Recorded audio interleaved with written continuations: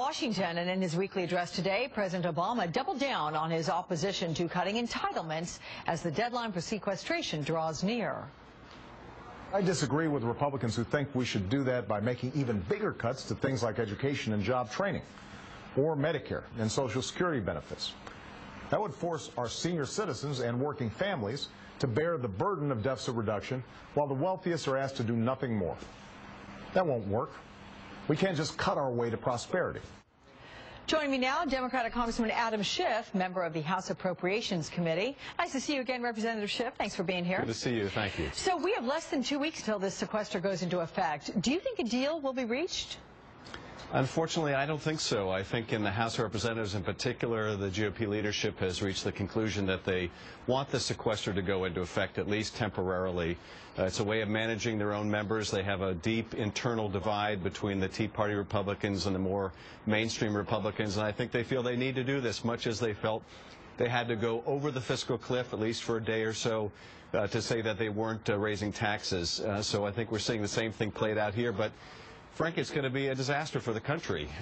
If the sequester stays in effect for any lengthy period of time, could mean the loss of 750,000 jobs, and it is a purely man-made economic disaster. So I would love to say we can avoid it, and in fact we can, but I think the GOP is determined to at least let it go into effect for some period of time. You know, the Democrats' proposal that was announced this week, it calls for a $110 billion package, half of which is tax increases. Mitch McConnell called it a total waste of time. Was this a serious offer?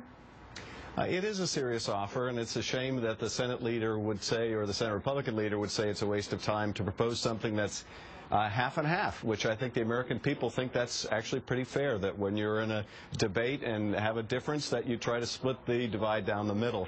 That's what the President has offered. That's what Senate Democrats have offered. House Democrats have done much of the same thing. And unfortunately, we're seeing an opposition that says our way or the highway. In this case, the sequester is that highway. But, you know, this proposal puts off the budget cuts just until next January. So won't that put us right back where we are right now? Why is it that we can't get an actual solution instead of that dreaded, and the phrase which I'm getting tired of hearing, this kicking it down the road?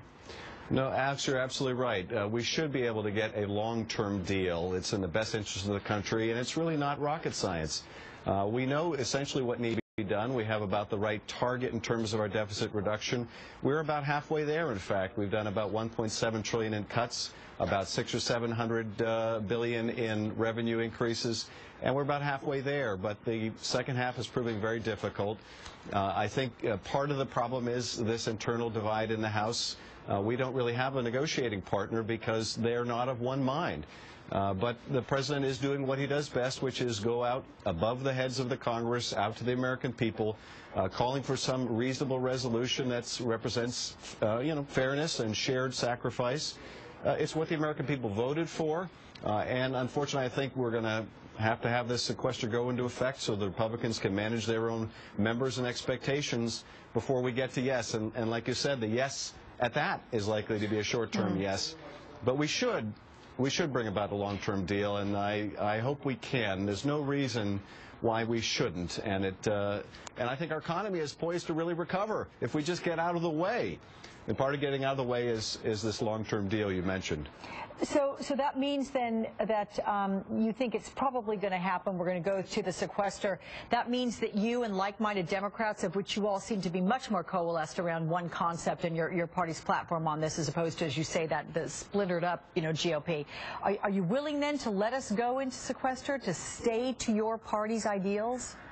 Well, we don't have much of a choice because I think the GOP, at least in the House, is determined to allow the sequester to go into effect, and they're not willing to share any sacrifice or make a balanced deal. So we don't have a whole lot of choice. I think we're subject to this internal divide among the GOP. But what I do think is going to happen is the sequester will go into effect, and then 3 weeks later, when we've got to resolve the potential shutdown of the government, I think it will be wrapped in with a resolution of the sequester, but it will probably be only a resolution of both issues. until the end of the year. So it'll set up another fiscal cliff at the end of the year.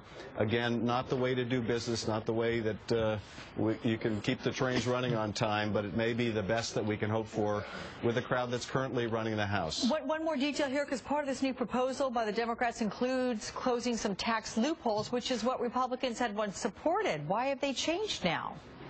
Well, you know, a lot of what used to be the GOP orthodoxy is now anathema to that party, and it represents the kind of rightward drift of the party. Remember, one of the central issues in the presidential debate some time ago was the idea of a mandate to buy private health insurance. That was a GOP idea.